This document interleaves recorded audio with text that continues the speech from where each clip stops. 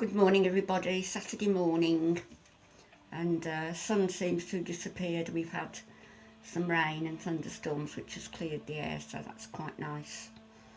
I'll be off to see Alfie shortly, and before I do, I wanted to come on and share something with you. A thought for the weekend, if you like. The more I delve into the history of religion and the Ascends and the Gospels, the Book of Noah, the Book of Enoch, Book of Thomas, the more intrigued I am. For example, Matthew, Mark, Luke and John were always taught to us in school, weren't they, as being the four authors of the Bible, the four books of the Bible: Matthew, Mark, Luke and John. Next door neighbour follow on. But in actual fact, that's not true. The books of the Bible were written some 60 years after the death of Jesus. They were written in Greek. Both the book of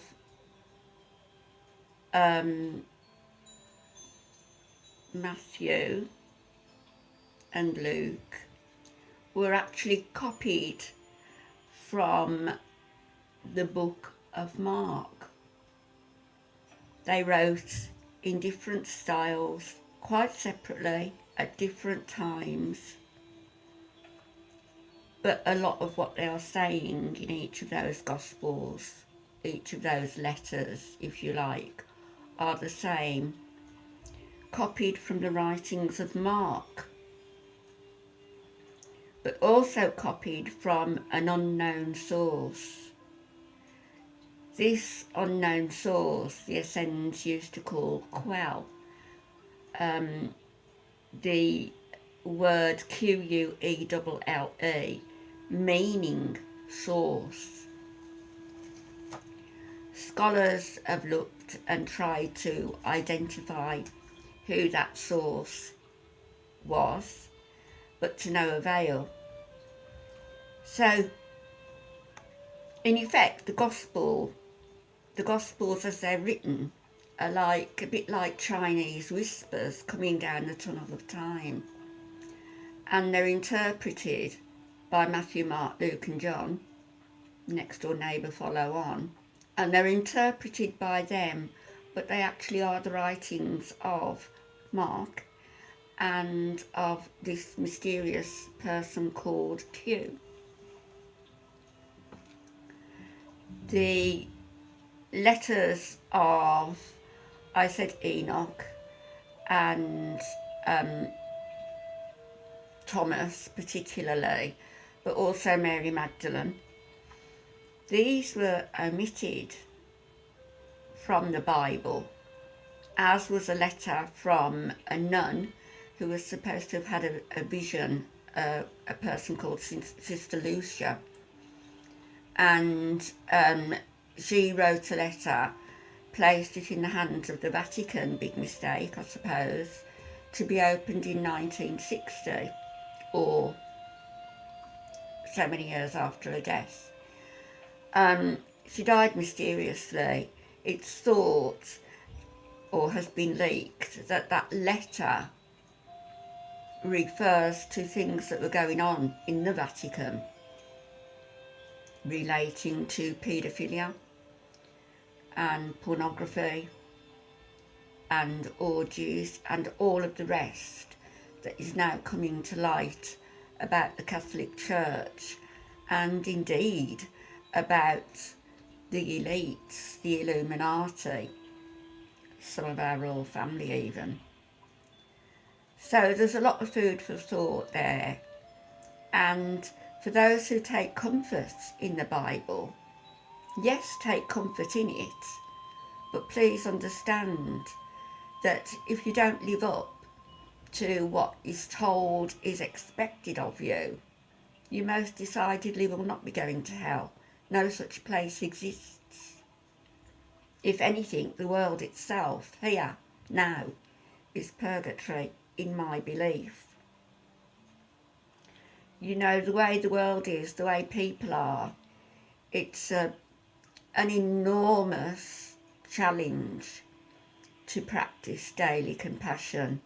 I find that with when you have bullies and people who essentially at their core cannot help themselves because they have that stain upon their soul, if you like, that they can even invoke the name of God one day calling themselves Christian, and the next day they can be acting in a manner that really is quite satanic. So compassion is really quite difficult to extend on a daily basis, but I think it's something that we all need to aim for. If we rid ourselves of ambition for money, for power,